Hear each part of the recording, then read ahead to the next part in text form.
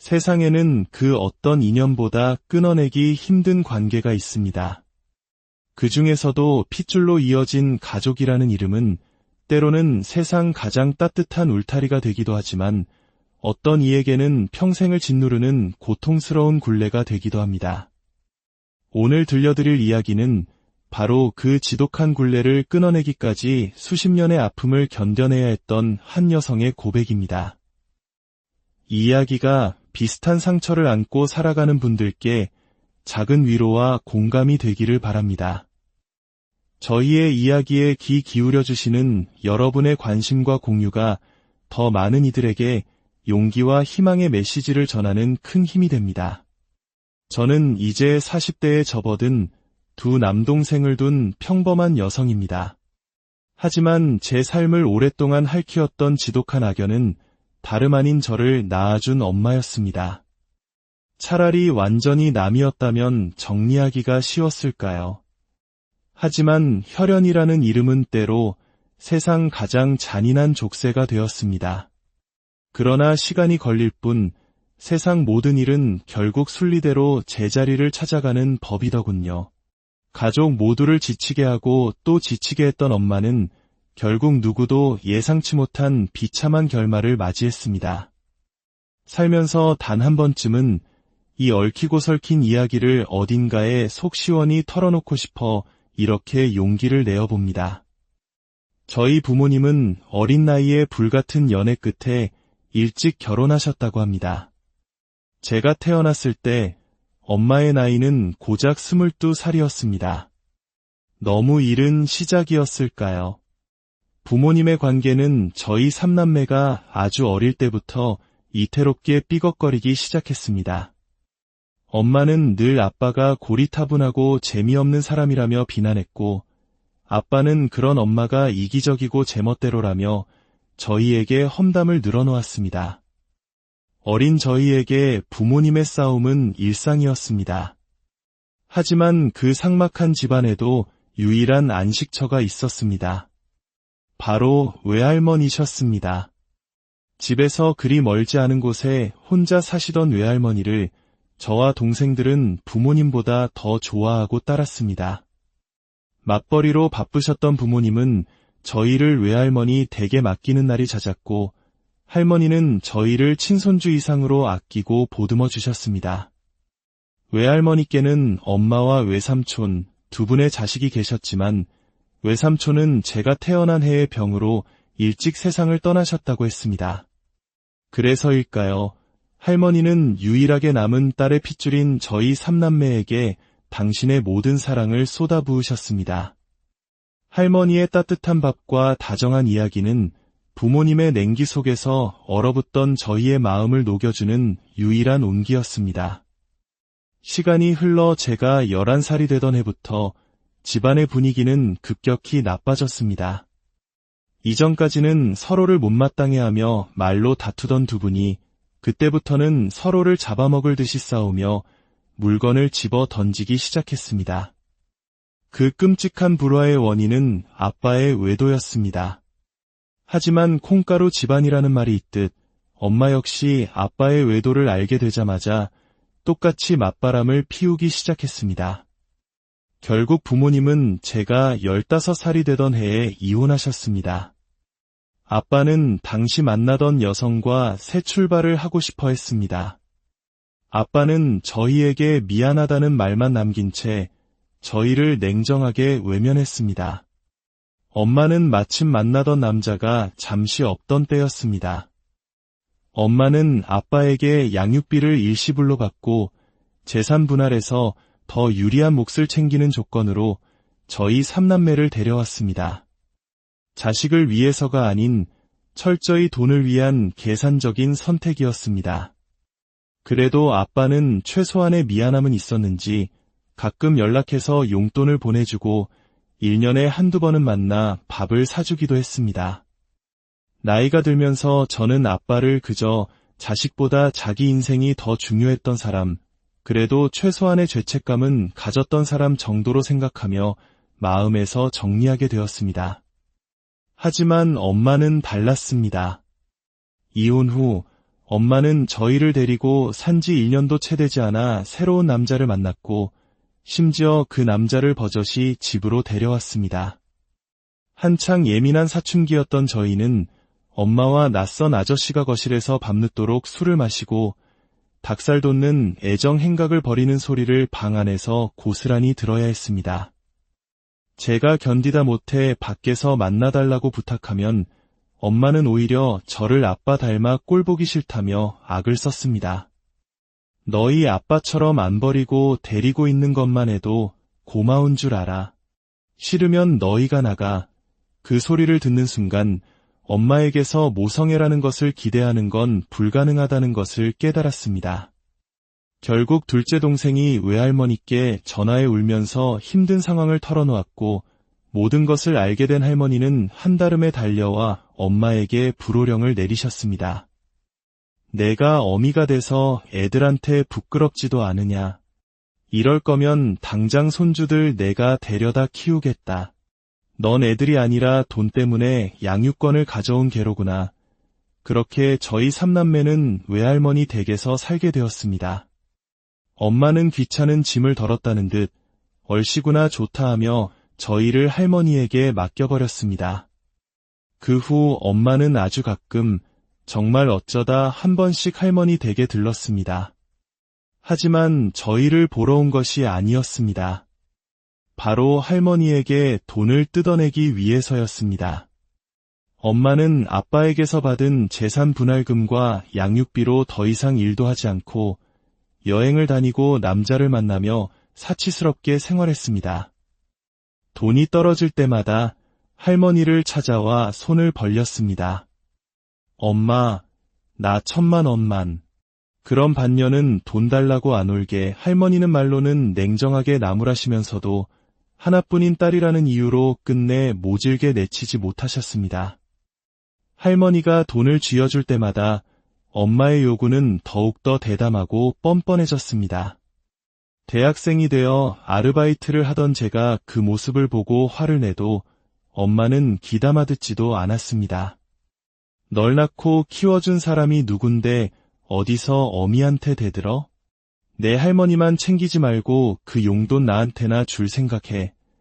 오히려 할머니는 그런 딸을 둔 것이 자신의 죄라며 저희에게 미안해하셨습니다. 넉넉지 않은 형편에도 저희 삼남매의 대학 학비를 모두 대주셨고 입시생 시절에는 매일같이 정성껏 도시락을 싸주시며 저희의 미래를 응원해주신 분도 할머니셨습니다.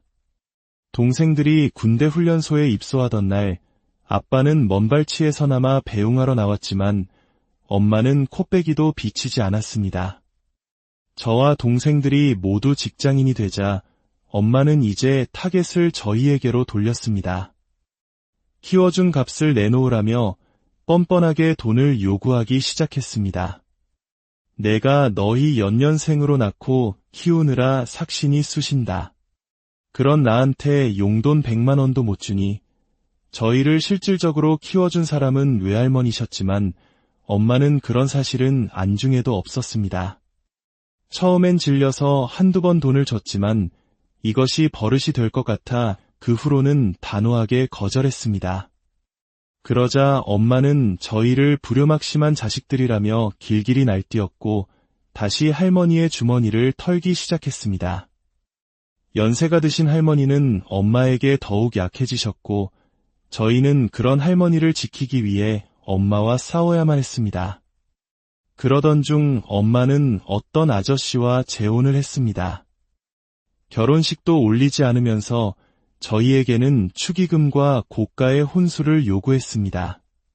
저희가 들어주지 않자 또다시 할머니를 들볶았습니다. 결국 할머니 돈이 나가는 것을 막기 위해 저희 삼남매는 돈을 모아 작은 가전제품 하나와 축의금을 억지로 쥐어주었습니다. 엄마는 고맙다는 말 한마디 없이 자식이 셋인데 고작 이거냐며 투덜거렸습니다. 재혼 후 한동안 잠잠했던 엄마는 제가 32살의 지금의 남편과 결혼을 준비할 무렵 또다시 이혼을 하고 빈털터리가 되어 할머니 댁으로 돌아왔습니다. 저는 할머니와 동생들에게만 결혼 소식을 알렸지만 집에 눌러앉은 엄마가 그 사실을 알게 되면서 끔찍한 일이 시작되었습니다. 엄마는 막무가내로 상견례 자리에 따라 나섰습니다. 그리고 그 어려운 자리에서 시댁 어른들께 노골적으로 경제적 상황을 캐묻기 시작했습니다. 사돈어른, 사시는 곳이 서울 어디 아파트라고 하셨죠? 혹시 자가이신가요? 전세이신가요? 저는 창피해서 얼굴을 들 수가 없었습니다. 남편과 시부모님께서는 당황하면서도 점잖게 대답해 주셨지만 엄마는 그 자리에서 스마트폰을 꺼내 아파트 시세를 검색해보는 경악스러운 행동까지 했습니다. 그리고는 대놓고 말했습니다. 제가 얼마 전에 맨몸으로 이혼해서 돈이 한 푼도 없습니다. 사시는 사돈들께서 저희 딸 집이라도 좀 넉넉하게 지원해 주셨으면 좋겠네요. 저는 결국 폭발하고 말았습니다. 엄마, 제발 그만해. 언제부터 나한테 엄마 노릇했다고 여기까지 와서 내 결혼 망치려고 들어. 그날의 상견례는 악몽 그 자체였습니다. 집으로 돌아와 미친 듯이 화를 냈지만 엄마는 전혀 미안한 기색이 없었습니다. 오히려 제게 결혼식 때 입을 수백만 원짜리 예복과 명품 핸드백을 사달라고 요구했습니다. 당연히 저는 모든 요구를 묵살했습니다. 결혼식 당일 엄마는 제 앞으로 들어온 축의금 전부를 들고 사라졌습니다. 하객 대부분이 제 친구들과 직장 동료, 그리고 할머니를 보고 온 친척들이었음에도 엄마는 그 돈이 모두 자신에게 주는 고생갑이라며 우겼습니다. 할머니는 또다시 당신 돈으로 제게 축의금을 주겠다며 상황을 무마하려 하셨고 저는 그저 이를 악물고 참아야 했습니다. 남편과 시댁 식구들에게 너무나도 죄송하고 면목이 없었습니다. 다행히 시부모님과 남편은 제 잘못이 아니라며 따뜻하게 저를 위로해 주셨습니다. 동생들이 결혼할 때도 엄마의 진상은 반복되었습니다. 저희 삼남매는 엄마라는 존재가 지긋지긋하게 싫었지만 편찮으신 할머니를 뵈러 가야 했기에 어쩔 수 없이 엄마를 마주해야 했습니다. 심지어 엄마는 제 남편과 올케들에게까지 몰래 전화해 임플란트 비용, 교통사고 합의금 등 온갖 거짓말을 하며 돈을 뜯어냈습니다. 계속해서 몸이 약해지시던 할머니가 걱정되어 친정에 들렀던 어느 날 엄마는 제 남편을 붙잡고는 만나고 있는 남자의 중고차를 사주게 대출을 받아달라는 기가 막힌 부탁까지 했습니다. 그리고 제 인생 최악의 사건이 터졌습니다. 저는 결혼 6년 차에 유방암 초기 판정을 받았습니다. 하늘이 무너지는 것 같았지만 남편과 시댁 식구들, 동생들과 올케들의 따뜻한 위로와 지지 덕분에 힘을 내어 수술을 잘 받을 수 있었습니다. 당시 건강이 좋지 않으셨던 할머니께는 걱정하실까 봐 일부러 소식을 알리지 않았습니다. 그런데 제가 수술 후 집에서 회복하고 있을 때 할머니께 전화가 걸려왔습니다. 막내 동생을 통해 제 소식을 들으신 할머니는 몹시 걱정하시며 수술비를 보내주겠다고 하셨습니다. 저는 할머니를 안심시켜드리기 위해 암보험금으로 6천만 원이 나와서 생활에 아무 문제가 없다고 말씀드렸습니다. 그런데 그 통화를 옆에서 악마가 듣고 있었습니다. 다음 날 엄마가 저희 집으로 찾아왔습니다. 그리고 다짜고짜 이렇게 말했습니다. 너 보험금 6천만 원 받았다며? 그거 나 좀 빌려줘. 딸이 암 수술을 받았다는 소식을 듣고 찾아와서 괜찮냐는 안부 한마디 없이 돈 이야기부터 꺼내는 엄마를 보며 머릿속에 무언가가 뚝 끊어지는 느낌이었습니다. 유방암은 암도 아니라더라. 그리고 너보다 내가 더 급해. 엄마가 돈이 급한 이유는 상상을 초월했습니다. 새로 만나는 남자의 술집 사업 자금을 대주기 위해 사채까지 썼고 그 빚이 눈덩이처럼 불어나 5천만 원이 되었다는 것이었습니다. 심지어 아픈 할머니에게도 집을 담보로 대출을 받아달라고 닥달했다고 했습니다. 그러면서 엄마는 경악스러운 말을 내뱉었습니다. 그 늙은이가 고집만 세져서 차라리 갈 거면 빨리 가기나 하지. 그럼 내가 그 집 팔아서 사채비 갚을 수 있잖아. 그 순간 저는 결심했습니다. 이 사람은 내 엄마가 아니다. 인간의 탈을 쓴 악마다. 저는 쌓이고 쌓였던 모든 분노를 터뜨렸습니다. 당신은 벌레만도 못한 인간이야. 할머니가 당신을 얼마나 아꼈는데 어떻게 그런 말을 할 수가 있어? 당신은 언젠가 반드시 천벌 받을 거고 평생 혼자 쓸쓸하게 살다 비참하게 죽을 거야. 내 인생에서 당신이라는 존재는 오늘로써 완벽히 끝났어. 저는 엄마를 집에서 쫓아냈고 그날 이후로 전화번호를 모두 차단하고 완벽하게 연을 끊었습니다. 그로부터 몇 년 후 할머니는 평온하게 눈을 감으셨습니다. 할머니의 장례식장에 엄마는 나타나지 않았습니다. 그리고 얼마 전 동생을 통해 엄마의 소식을 전해 들었습니다. 사채 빚을 갚지 못해 쫓겨다니던 엄마는 결국 노숙자 신세가 되었고 추운 겨울 길거리에서 동사한 채로 발견되었다고 합니다. 아무도 거두는 이가 없어 무연고자로 처리되었다고요. 엄마의 비참한 최후. 그 소식을 들었을 때 제 마음이 어땠을까요? 솔직히 말해 슬픔보다는 안도감이 먼저 들었습니다. 그리고 제가 쏟아냈던 저주가 현실이 되었다는 사실에 온몸에 소름이 돋았습니다. 이제 제 곁에는 저를 진심으로 아껴주는 남편과 시댁 식구들, 그리고 서로를 의지하는 동생들이 있습니다. 엄마라는 지독한 악연은 끝났지만 그 상처는 평생 제 마음속에 남아있을 겁니다. 하지만 저는 이제 더 이상 과거에 얽매이지 않고 제게 주어진 소중한 인연들을 지키며 행복하게 살아갈 것입니다. 긴 이야기 세상에는 그 어떤 인연보다 끊어내기 힘든 관계가 있습니다. 그 중에서도 핏줄로 이어진 가족이라는 이름은 때로는 세상 가장 따뜻한 울타리가 되기도 하지만 어떤 이에게는 평생을 짓누르는 고통스러운 굴레가 되기도 합니다. 오늘 들려드릴 이야기는 바로 그 지독한 굴레를 끊어내기까지 수십 년의 아픔을 견뎌내야 했던 한 여성의 고백입니다. 이 이야기가 비슷한 상처를 안고 살아가는 분들께 작은 위로와 공감이 되기를 바랍니다. 저희의 이야기에 귀 기울여주시는 여러분의 관심과 공유가 더 많은 이들에게 용기와 희망의 메시지를 전하는 큰 힘이 됩니다. 저는 이제 40대에 접어든 두 남동생을 둔 평범한 여성입니다.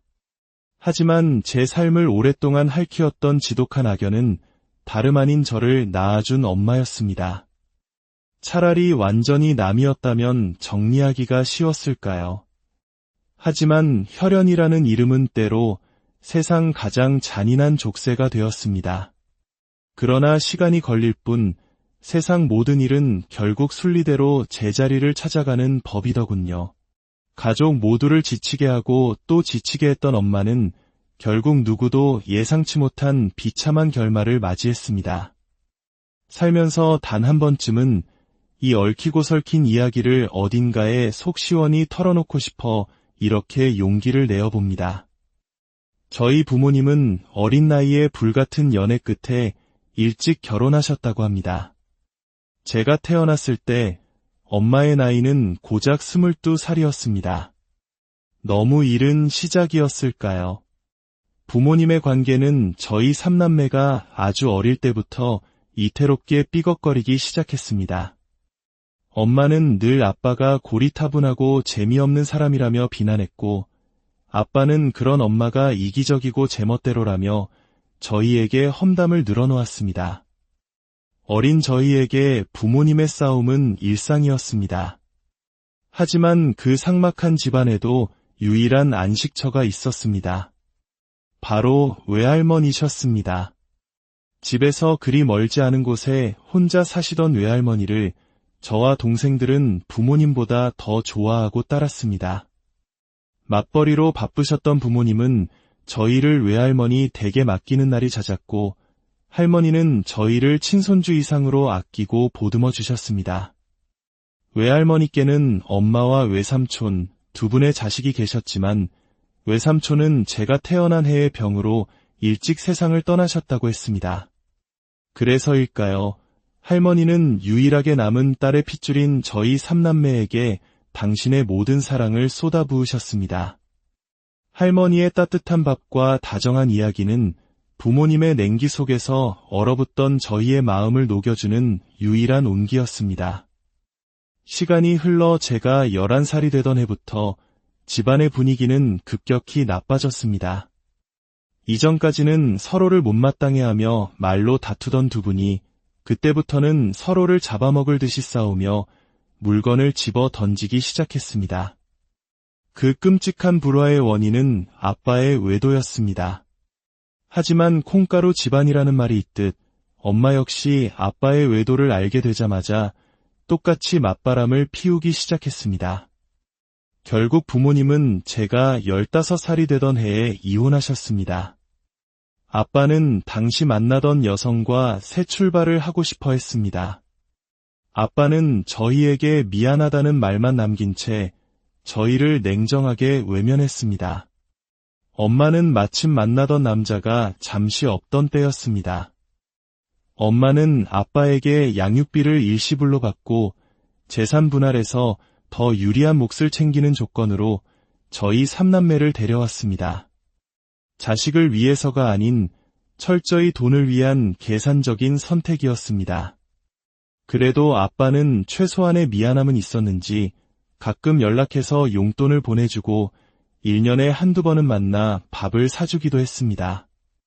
나이가 들면서 저는 아빠를 그저 자식보다 자기 인생이 더 중요했던 사람, 그래도 최소한의 죄책감은 가졌던 사람 정도로 생각하며 마음에서 정리하게 되었습니다. 하지만 엄마는 달랐습니다. 이혼 후 엄마는 저희를 데리고 산지 1년도 채 되지 않아 새로운 남자를 만났고 심지어 그 남자를 버젓이 집으로 데려왔습니다. 한창 예민한 사춘기였던 저희는 엄마와 낯선 아저씨가 거실에서 밤늦도록 술을 마시고 닭살 돋는 애정 행각을 벌이는 소리를 방 안에서 고스란히 들어야 했습니다. 제가 견디다 못해 밖에서 만나달라고 부탁하면 엄마는 오히려 저를 아빠 닮아 꼴보기 싫다며 악을 썼습니다. 너희 아빠처럼 안 버리고 데리고 있는 것만 해도 고마운 줄 알아. 싫으면 너희가 나가. 그 소리를 듣는 순간 엄마에게서 모성애라는 것을 기대하는 건 불가능하다는 것을 깨달았습니다. 결국 둘째 동생이 외할머니께 전화해 울면서 힘든 상황을 털어놓았고 모든 것을 알게 된 할머니는 한달음에 달려와 엄마에게 불호령을 내리셨습니다. 내가 어미가 돼서 애들한테 부끄럽지도 않으냐. 이럴 거면 당장 손주들 내가 데려다 키우겠다. 넌 애들이 아니라 돈 때문에 양육권을 가져온 개로구나. 그렇게 저희 삼남매는 외할머니 댁에서 살게 되었습니다. 엄마는 귀찮은 짐을 덜었다는 듯 얼씨구나 좋다 하며 저희를 할머니에게 맡겨버렸습니다. 그 후 엄마는 아주 가끔 정말 어쩌다 한 번씩 할머니 댁에 들렀습니다. 하지만 저희를 보러 온 것이 아니었습니다. 바로 할머니에게 돈을 뜯어내기 위해서였습니다. 엄마는 아빠에게서 받은 재산 분할금과 양육비로 더 이상 일도 하지 않고 여행을 다니고 남자를 만나며 사치스럽게 생활했습니다. 돈이 떨어질 때마다 할머니를 찾아와 손을 벌렸습니다. 엄마, 나 1000만 원만. 그런 반년은 돈 달라고 안 올게 할머니는 말로는 냉정하게 나무라시면서도 하나뿐인 딸이라는 이유로 끝내 모질게 내치지 못하셨습니다. 할머니가 돈을 쥐어줄 때마다 엄마의 요구는 더욱더 대담하고 뻔뻔해졌습니다. 대학생이 되어 아르바이트를 하던 제가 그 모습을 보고 화를 내도 엄마는 귀담아 듣지도 않았습니다. 널 낳고 키워준 사람이 누군데 어디서 어미한테 대들어? 내 할머니만 챙기지 말고 그 용돈 나한테나 줄 생각해. 오히려 할머니는 그런 딸을 둔 것이 자신의 죄라며 저희에게 미안해하셨습니다. 넉넉지 않은 형편에도 저희 3남매의 대학 학비를 모두 대주셨고 입시생 시절에는 매일같이 정성껏 도시락을 싸주시며 저희의 미래를 응원해주신 분도 할머니셨습니다. 동생들이 군대 훈련소에 입소하던 날 아빠는 먼발치에서나마 배웅하러 나왔지만 엄마는 코빼기도 비치지 않았습니다. 저와 동생들이 모두 직장인이 되자 엄마는 이제 타겟을 저희에게로 돌렸습니다. 키워준 값을 내놓으라며 뻔뻔하게 돈을 요구하기 시작했습니다. 내가 너희 연년생으로 낳고 키우느라 삭신이 쑤신다. 그런 나한테 용돈 100만 원도 못 주니 저희를 실질적으로 키워준 사람은 외할머니셨지만 엄마는 그런 사실은 안중에도 없었습니다. 처음엔 질려서 한두 번 돈을 줬지만 이것이 버릇이 될 것 같아 그 후로는 단호하게 거절했습니다. 그러자 엄마는 저희를 불효막심한 자식들이라며 길길이 날뛰었고 다시 할머니의 주머니를 털기 시작했습니다. 연세가 드신 할머니는 엄마에게 더욱 약해지셨고 저희는 그런 할머니를 지키기 위해 엄마와 싸워야만 했습니다. 그러던 중 엄마는 어떤 아저씨와 재혼을 했습니다. 결혼식도 올리지 않으면서 저희에게는 축의금과 고가의 혼수를 요구했습니다. 저희가 들어주지 않자 또다시 할머니를 들볶았습니다. 결국 할머니 돈이 나가는 것을 막기 위해 저희 3남매는 돈을 모아 작은 가전제품 하나와 축의금을 억지로 쥐어주었습니다. 엄마는 고맙다는 말 한마디 없이 자식이 셋인데 고작 이거냐며 투덜거렸습니다. 재혼 후 한동안 잠잠했던 엄마는 제가 32살의 지금의 남편과 결혼을 준비할 무렵 또다시 이혼을 하고 빈털터리가 되어 할머니 댁으로 돌아왔습니다. 저는 할머니와 동생들에게만 결혼 소식을 알렸지만 집에 눌러앉은 엄마가 그 사실을 알게 되면서 끔찍한 일이 시작되었습니다. 엄마는 막무가내로 상견례 자리에 따라 나섰습니다. 그리고 그 어려운 자리에서 시댁 어른들께 노골적으로 경제적 상황을 캐묻기 시작했습니다. 사돈어른, 사시는 곳이 서울 어디 아파트라고 하셨죠? 혹시 자가이신가요? 전세이신가요? 저는 창피해서 얼굴을 들 수가 없었습니다. 남편과 시부모님께서는 당황하면서도 점잖게 대답해 주셨지만 엄마는 그 자리에서 스마트폰을 꺼내 아파트 시세를 검색해보는 경악스러운 행동까지 했습니다. 그리고는 대놓고 말했습니다. 제가 얼마 전에 맨몸으로 이혼해서 돈이 한 푼도 없습니다. 사시는 사돈들께서 저희 딸 집이라도 좀 넉넉하게 지원해 주셨으면 좋겠네요. 저는 결국 폭발하고 말았습니다. 엄마, 제발 그만해. 언제부터 나한테 엄마 노릇했다고 여기까지 와서 내 결혼 망치려고 들어. 그날의 상견례는 악몽 그 자체였습니다. 집으로 돌아와 미친 듯이 화를 냈지만 엄마는 전혀 미안한 기색이 없었습니다. 오히려 제게 결혼식 때 입을 수백만 원짜리 예복과 명품 핸드백을 사달라고 요구했습니다. 당연히 저는 모든 요구를 묵살했습니다. 결혼식 당일 엄마는 제 앞으로 들어온 축의금 전부를 들고 사라졌습니다. 하객 대부분이 제 친구들과 직장 동료 그리고 할머니를 보고 온 친척들이었음에도 엄마는 그 돈이 모두 자신에게 주는 고생갑이라며 우겼습니다. 할머니는 또다시 당신 돈으로 제게 축의금을 주겠다며 상황을 무마하려 하셨고 저는 그저 이를 악물고 참아야 했습니다. 남편과 시댁 식구들에게 너무나도 죄송하고 면목이 없었습니다. 다행히 시부모님과 남편은 제 잘못이 아니라며 따뜻하게 저를 위로해 주셨습니다. 동생들이 결혼할 때도 엄마의 진상은 반복되었습니다. 저희 3남매는 엄마라는 존재가 지긋지긋하게 싫었지만 편찮으신 할머니를 뵈러 가야 했기에 어쩔 수 없이 엄마를 마주해야 했습니다. 심지어 엄마는 제 남편과 올케들에게까지 몰래 전화해 임플란트 비용, 교통사고 합의금 등 온갖 거짓말을 하며 돈을 뜯어냈습니다. 계속해서 몸이 약해지시던 할머니가 걱정되어 친정에 들렀던 어느 날, 엄마는 제 남편을 붙잡고는 만나고 있는 남자의 중고차를 사주게 대출을 받아달라는 기가 막힌 부탁까지 했습니다. 그리고 제 인생 최악의 사건이 터졌습니다. 저는 결혼 6년 차에 유방암 초기 판정을 받았습니다. 하늘이 무너지는 것 같았지만 남편과 시댁 식구들, 동생들과 올케들의 따뜻한 위로와 지지 덕분에 힘을 내어 수술을 잘 받을 수 있었습니다. 당시 건강이 좋지 않으셨던 할머니께는 걱정하실까 봐 일부러 소식을 알리지 않았습니다. 그런데 제가 수술 후 집에서 회복하고 있을 때 할머니께 전화가 걸려왔습니다. 막내 동생을 통해 제 소식을 들으신 할머니는 몹시 걱정하시며 수술비를 보내주겠다고 하셨습니다. 저는 할머니를 안심시켜드리기 위해 암보험금으로 6천만 원이 나와서 생활에 아무 문제가 없다고 말씀드렸습니다.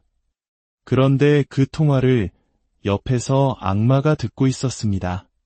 다음 날 엄마가 저희 집으로 찾아왔습니다. 그리고 다짜고짜 이렇게 말했습니다. 너 보험금 6천만 원 받았다며? 그거 나 좀 빌려줘. 딸이 암 수술을 받았다는 소식을 듣고 찾아와서 괜찮냐는 안부 한마디 없이 돈 이야기부터 꺼내는 엄마를 보며 머릿속에 무언가가 뚝 끊어지는 느낌이었습니다. 유방암은 암도 아니라더라. 그리고 너보다 내가 더 급해. 엄마가 돈이 급한 이유는 상상을 초월했습니다. 새로 만나는 남자의 술집 사업 자금을 대주기 위해 사채까지 썼고 그 빚이 눈덩이처럼 불어나 5천만 원이 되었다는 것이었습니다. 심지어 아픈 할머니에게도 집을 담보로 대출을 받아달라고 닥달했다고 했습니다. 그러면서 엄마는 경악스러운 말을 내뱉었습니다. 그 늙은이가 고집만 세져서 차라리 갈 거면 빨리 가기나 하지. 그럼 내가 그 집 팔아서 사채비 갚을 수 있잖아. 그 순간 저는 결심했습니다. 이 사람은 내 엄마가 아니다. 인간의 탈을 쓴 악마다. 저는 쌓이고 쌓였던 모든 분노를 터뜨렸습니다. 당신은 벌레만도 못한 인간이야. 할머니가 당신을 얼마나 아꼈는데 어떻게 그런 말을 할 수가 있어? 당신은 언젠가 반드시 천벌 받을 거고 평생 혼자 쓸쓸하게 살다 비참하게 죽을 거야. 내 인생에서 당신이라는 존재는 오늘로써 완벽히 끝났어. 저는 엄마를 집에서 쫓아냈고 그날 이후로 전화번호를 모두 차단하고 완벽하게 연을 끊었습니다. 그로부터 몇 년 후 할머니는 평온하게 눈을 감으셨습니다. 할머니의 장례식장에 엄마는 나타나지 않았습니다. 그리고 얼마 전 동생을 통해 엄마의 소식을 전해 들었습니다. 사채 빚을 갚지 못해 쫓겨다니던 엄마는 결국 노숙자 신세가 되었고 추운 겨울 길거리에서 동사한 채로 발견되었다고 합니다. 아무도 거두는 이가 없어 무연고자로 처리되었다고요. 엄마의 비참한 최후. 그 소식을 들었을 때 제 마음이 어땠을까요? 솔직히 말해 슬픔보다는 안도감이 먼저 들었습니다. 그리고 제가 쏟아냈던 저주가 현실이 되었다는 사실에 온몸에 소름이 돋았습니다. 이제 제 곁에는 저를 진심으로 아껴주는 남편과 시댁 식구들, 그리고 서로를 의지하는 동생들이 있습니다. 엄마라는 지독한 악연은 끝났지만 그 상처는 평생 제 마음속에 남아있을 겁니다. 하지만 저는 이제 더 이상 과거에 얽매이지 않고 제게 주어진 소중한 인연들을 지키며 행복하게 살아갈 것입니다. 긴 이야기 세상에는 그 어떤 인연보다 끊어내기 힘든 관계가 있습니다. 그 중에서도 핏줄로 이어진 가족이라는 이름은 때로는 세상 가장 따뜻한 울타리가 되기도 하지만 어떤 이에게는 평생을 짓누르는 고통스러운 굴레가 되기도 합니다. 오늘 들려드릴 이야기는 바로 그 지독한 굴레를 끊어내기까지 수십 년의 아픔을 견뎌내야 했던 한 여성의 고백입니다. 이 이야기가 비슷한 상처를 안고 살아가는 분들께 작은 위로와 공감이 되기를 바랍니다. 저희의 이야기에 귀 기울여 주시는 여러분의 관심과 공유가 더 많은 이들에게 용기와 희망의 메시지를 전하는 큰 힘이 됩니다. 저는 이제 40대에 접어든 두 남동생을 둔 평범한 여성입니다. 하지만 제 삶을 오랫동안 핥히었던 지독한 악연은 다름 아닌 저를 낳아준 엄마였습니다. 차라리 완전히 남이었다면 정리하기가 쉬웠을까요? 하지만 혈연이라는 이름은 때로 세상 가장 잔인한 족쇄가 되었습니다. 그러나 시간이 걸릴 뿐 세상 모든 일은 결국 순리대로 제자리를 찾아가는 법이더군요. 가족 모두를 지치게 하고 또 지치게 했던 엄마는 결국 누구도 예상치 못한 비참한 결말을 맞이했습니다. 살면서 단 한 번쯤은 이 얽히고 설킨 이야기를 어딘가에 속 시원히 털어놓고 싶어 이렇게 용기를 내어봅니다. 저희 부모님은 어린 나이에 불같은 연애 끝에 일찍 결혼하셨다고 합니다. 제가 태어났을 때 엄마의 나이는 고작 22살이었습니다. 너무 이른 시작이었을까요? 부모님의 관계는 저희 3남매가 아주 어릴 때부터 이태롭게 삐걱거리기 시작했습니다. 엄마는 늘 아빠가 고리타분하고 재미없는 사람이라며 비난했고, 아빠는 그런 엄마가 이기적이고 제멋대로라며 저희에게 험담을 늘어놓았습니다. 어린 저희에게 부모님의 싸움은 일상이었습니다. 하지만 그 삭막한 집안에도 유일한 안식처가 있었습니다. 바로 외할머니셨습니다. 집에서 그리 멀지 않은 곳에 혼자 사시던 외할머니를 저와 동생들은 부모님보다 더 좋아하고 따랐습니다. 맞벌이로 바쁘셨던 부모님은 저희를 외할머니 댁에 맡기는 날이 잦았고, 할머니는 저희를 친손주 이상으로 아끼고 보듬어 주셨습니다.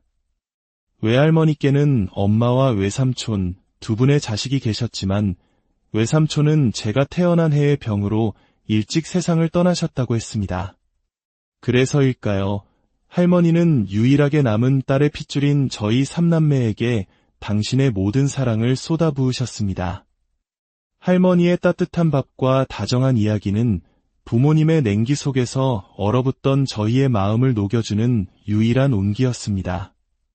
시간이 흘러 제가 11살이 되던 해부터 집안의 분위기는 급격히 나빠졌습니다. 이전까지는 서로를 못마땅해하며 말로 다투던 두 분이 그때부터는 서로를 잡아먹을 듯이 싸우며 물건을 집어 던지기 시작했습니다. 그 끔찍한 불화의 원인은 아빠의 외도였습니다. 하지만 콩가루 집안이라는 말이 있듯 엄마 역시 아빠의 외도를 알게 되자마자 똑같이 맞바람을 피우기 시작했습니다. 결국 부모님은 제가 15살이 되던 해에 이혼하셨습니다. 아빠는 당시 만나던 여성과 새 출발을 하고 싶어 했습니다. 아빠는 저희에게 미안하다는 말만 남긴 채 저희를 냉정하게 외면했습니다. 엄마는 마침 만나던 남자가 잠시 없던 때였습니다. 엄마는 아빠에게 양육비를 일시불로 받고 재산 분할해서 더 유리한 몫을 챙기는 조건으로 저희 3남매를 데려왔습니다. 자식을 위해서가 아닌 철저히 돈을 위한 계산적인 선택이었습니다.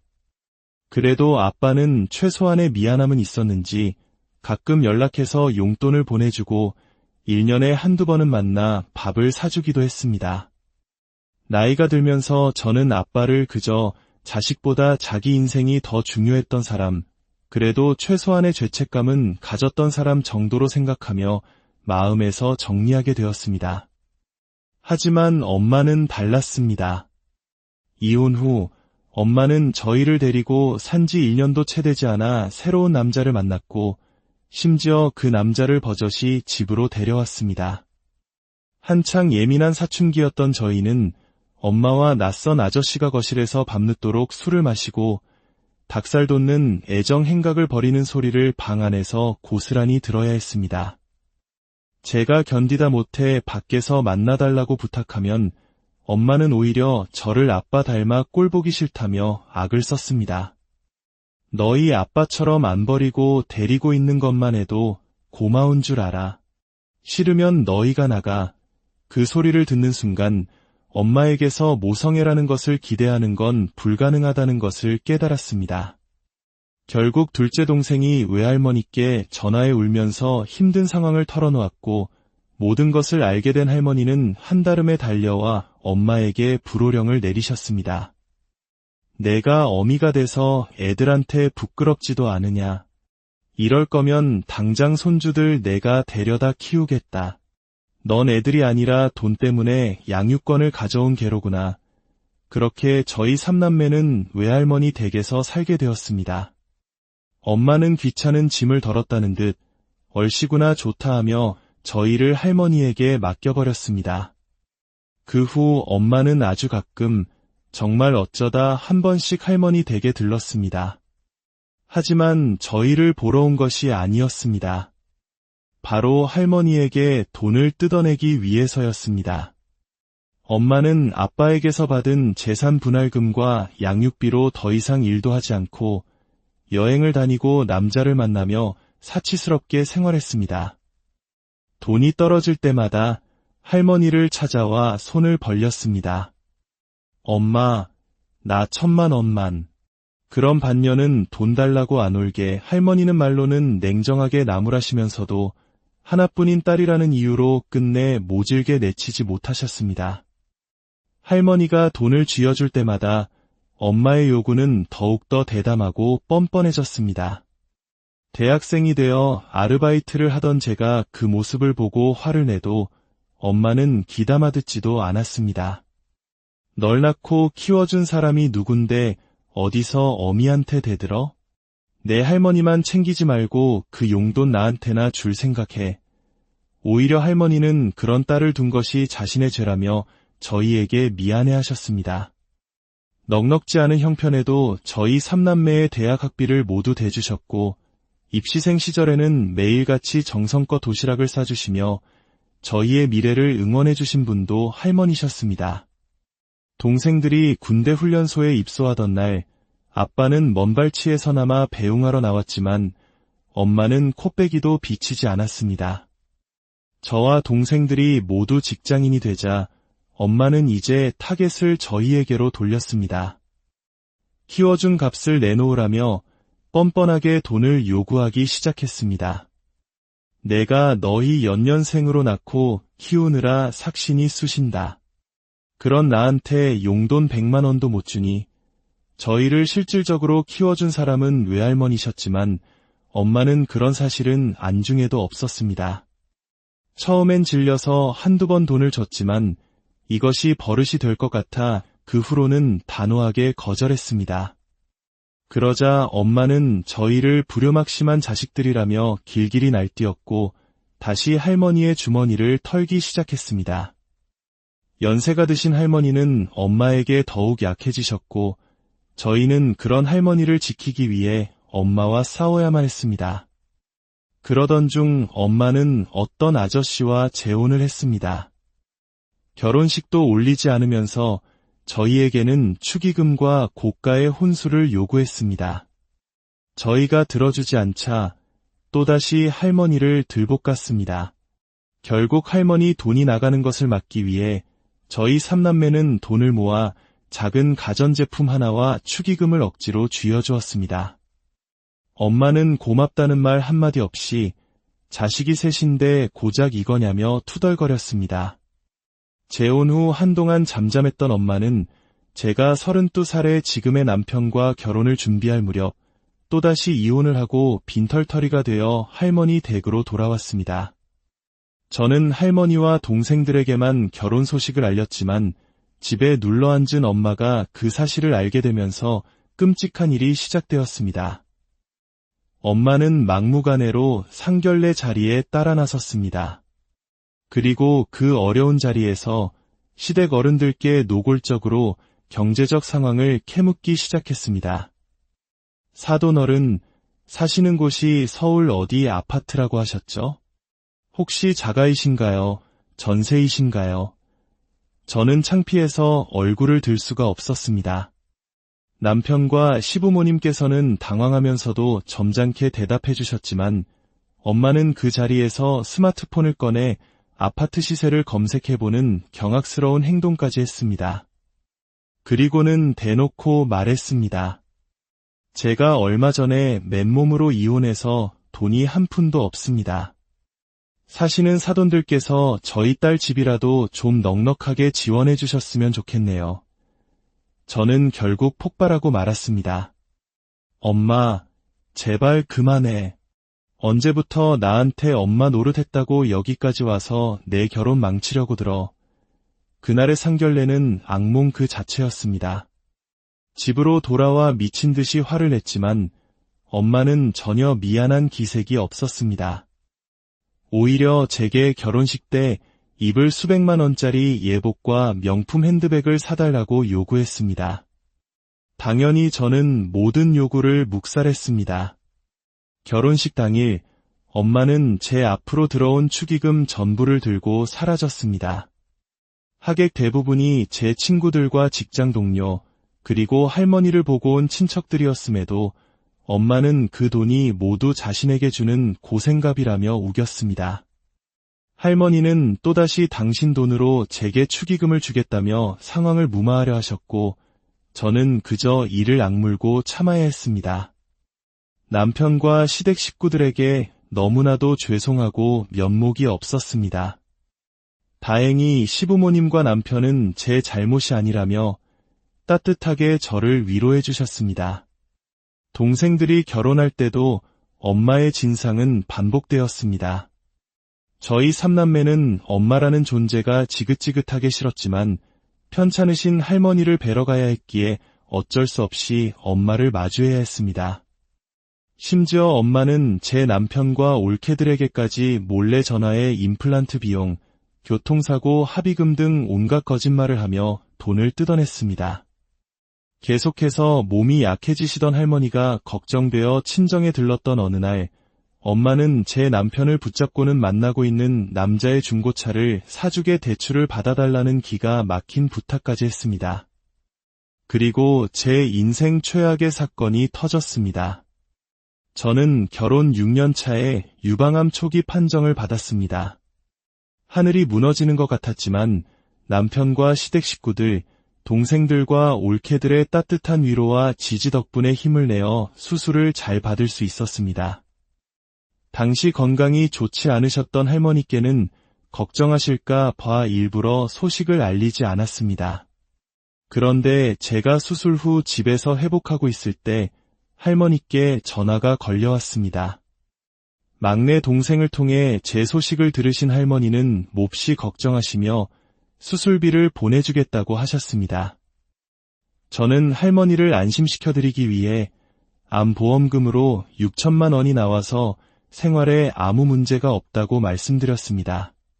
그런데 그 통화를 옆에서 악마가 듣고 있었습니다. 다음 날 엄마가 저희 집으로 찾아왔습니다. 그리고 다짜고짜 이렇게 말했습니다. 너 보험금 6천만 원 받았다며? 그거 나 좀 빌려줘. 딸이 암 수술을 받았다는 소식을 듣고 찾아와서 괜찮냐는 안부 한마디 없이 돈 이야기부터 꺼내는 엄마를 보며 머릿속에 무언가가 뚝 끊어지는 느낌이었습니다. 유방암은 암도 아니라더라. 그리고 너보다 내가 더 급해. 엄마가 돈이 급한 이유는 상상을 초월했습니다. 새로 만나는 남자의 술집 사업 자금을 대주기 위해 사채까지 썼고 그 빚이 눈덩이처럼 불어나 5천만 원이 되었다는 것이었습니다. 심지어 아픈 할머니에게도 집을 담보로 대출을 받아달라고 닥달했다고 했습니다. 그러면서 엄마는 경악스러운 말을 내뱉었습니다. 그 늙은이가 고집만 세져서 차라리 갈 거면 빨리 가기나 하지.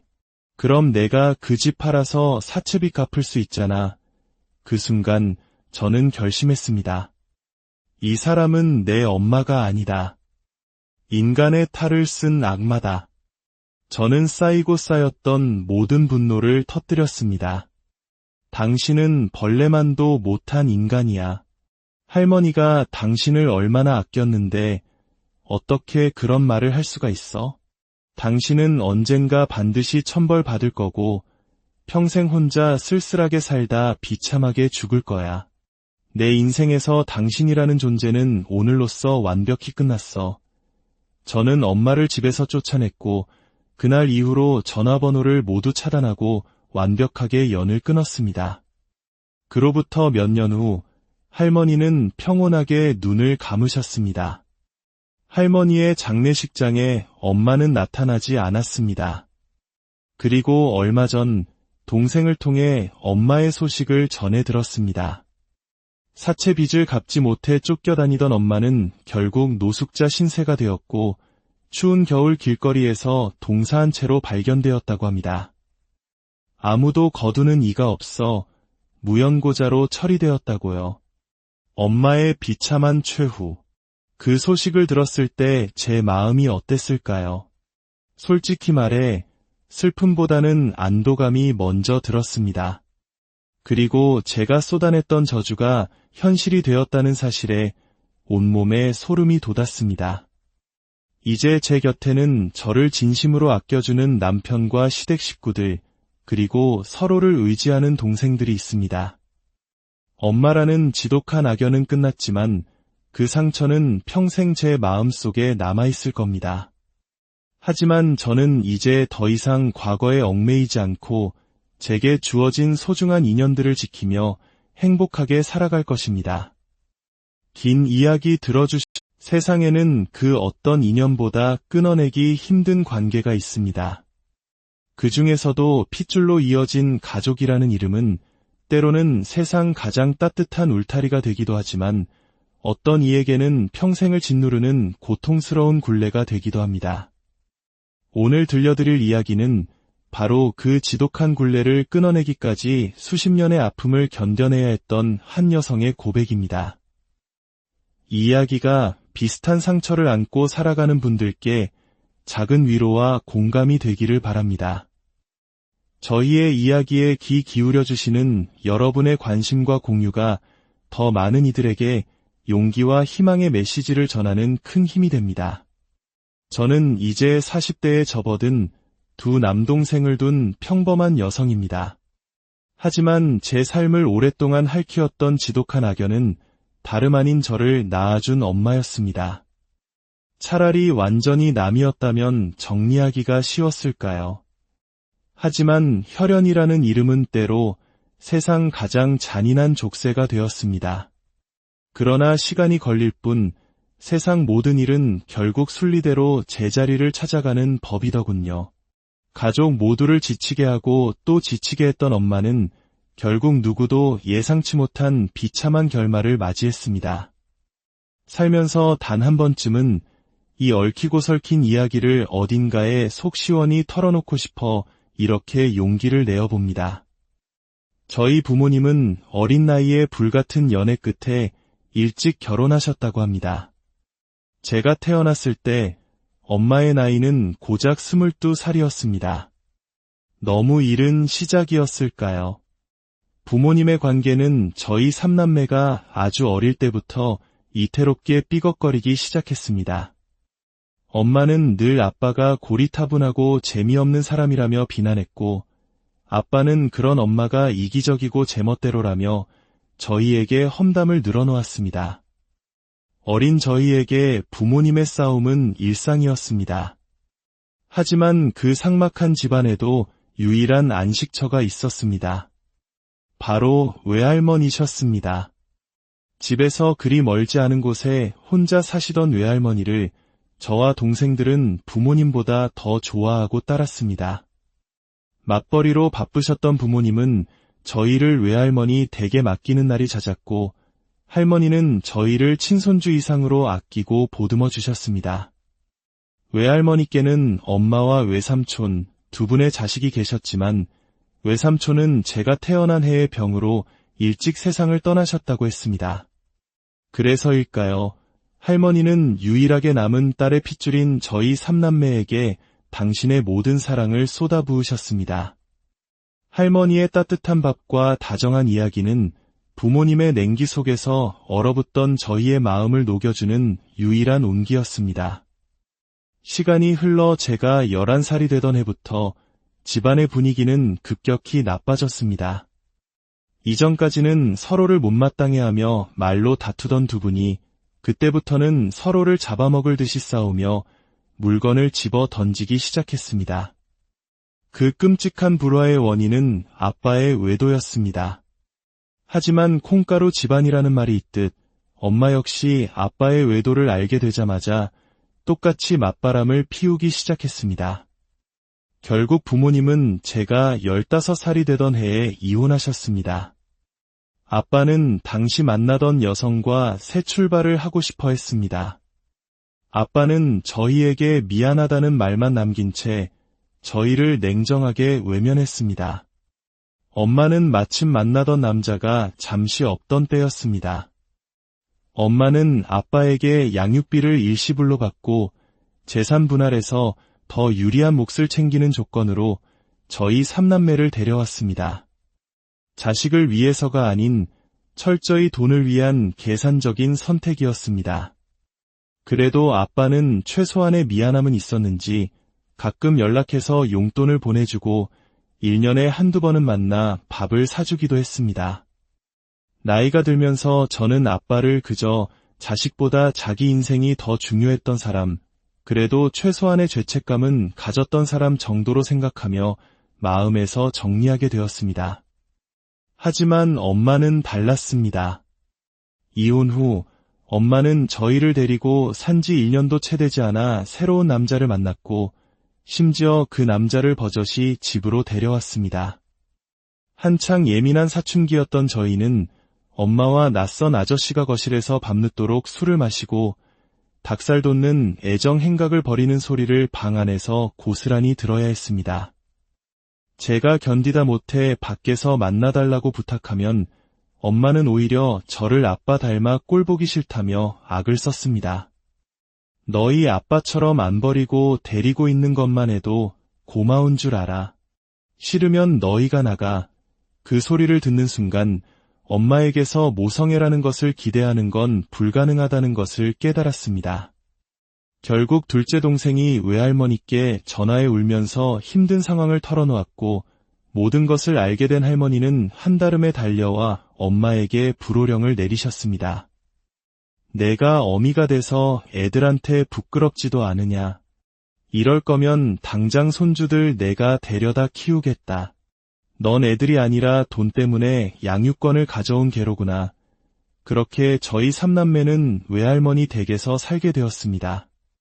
엄마는 귀찮은 짐을 덜었다는 듯 얼씨구나 좋다 하며 저희를 할머니에게 맡겨버렸습니다. 그 후 엄마는 아주 가끔 정말 어쩌다 한 번씩 할머니 댁에 들렀습니다. 하지만 저희를 보러 온 것이 아니었습니다. 바로 할머니에게 돈을 뜯어내기 위해서였습니다. 엄마는 아빠에게서 받은 재산 분할금과 양육비로 더 이상 일도 하지 않고 여행을 다니고 남자를 만나며 사치스럽게 생활했습니다. 돈이 떨어질 때마다 할머니를 찾아와 손을 벌렸습니다. 엄마, 나 1000만 원만. 그런 반년은 돈 달라고 안 올게 할머니는 말로는 냉정하게 나무라시면서도 하나뿐인 딸이라는 이유로 끝내 모질게 내치지 못하셨습니다. 할머니가 돈을 쥐어줄 때마다 엄마의 요구는 더욱더 대담하고 뻔뻔해졌습니다. 대학생이 되어 아르바이트를 하던 제가 그 모습을 보고 화를 내도 엄마는 귀담아 듣지도 않았습니다. 널 낳고 키워준 사람이 누군데 어디서 어미한테 대들어? 내 할머니만 챙기지 말고 그 용돈 나한테나 줄 생각해. 오히려 할머니는 그런 딸을 둔 것이 자신의 죄라며 저희에게 미안해하셨습니다. 넉넉지 않은 형편에도 저희 3남매의 대학 학비를 모두 대주셨고 입시생 시절에는 매일같이 정성껏 도시락을 싸주시며 저희의 미래를 응원해주신 분도 할머니셨습니다. 동생들이 군대 훈련소에 입소하던 날 아빠는 먼발치에서나마 배웅하러 나왔지만 엄마는 코빼기도 비치지 않았습니다. 저와 동생들이 모두 직장인이 되자 엄마는 이제 타겟을 저희에게로 돌렸습니다. 키워준 값을 내놓으라며 뻔뻔하게 돈을 요구하기 시작했습니다. 내가 너희 연년생으로 낳고 키우느라 삭신이 쑤신다. 그런 나한테 용돈 100만 원도